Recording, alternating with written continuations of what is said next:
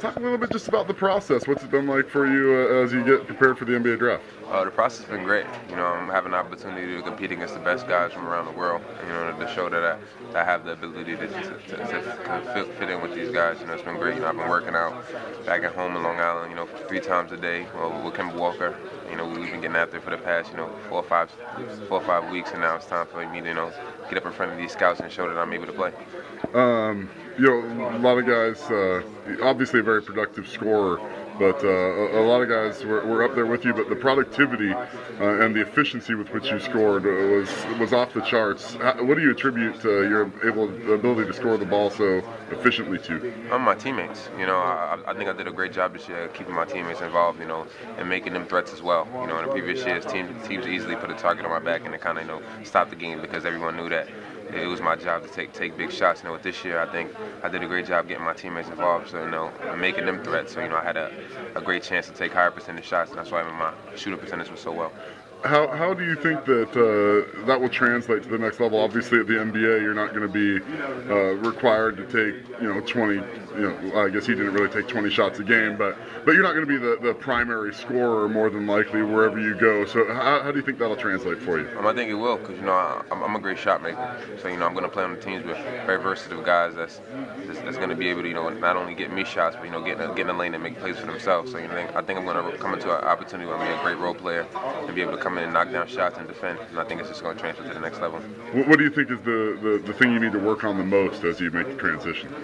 Just become a lockdown defender. I think if you can defend, you can play anywhere. I think my game offensively is definitely what got me here and what got me on my recognition. But I think one of the things that's going to keep me here is just playing hard on defense and competing every day.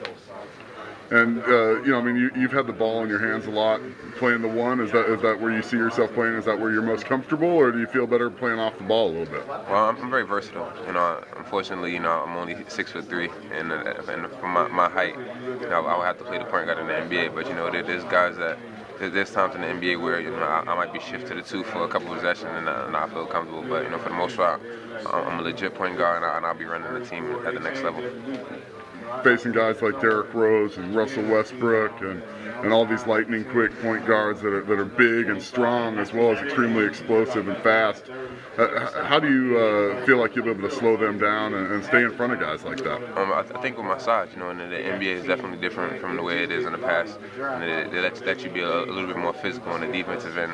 So I think that's going to be to my advantage. I'm going to be able to really get into guys and slow them down with my size and my physicality. Playing at Hofstra, obviously don't get a lot of the same recognition that some of these other guys do. Does that put a little bit of a chip on your shoulder? Do you feel like you have something to prove and that people kind of underestimate who you are as a basketball player? Most definitely. Me coming from a low conference school that don't play on TV every night or play against the top guys every night, I definitely have something to prove. A lot of people may look at me and say, if I played in that conference, I could do the same thing. But one of the things that I think helped me out this year was VCU getting to the Final Four. A lot of people overlooked our conference and things like that. But we also got 3 teams in this year, and we have VCU go to the Final Four just to show that we're in a great league and we compete against each other every night. Yeah, how about you guys getting left out of the NCAA when teams like VCU get in? How did you guys feel about that? Do you feel like you've been disrespected?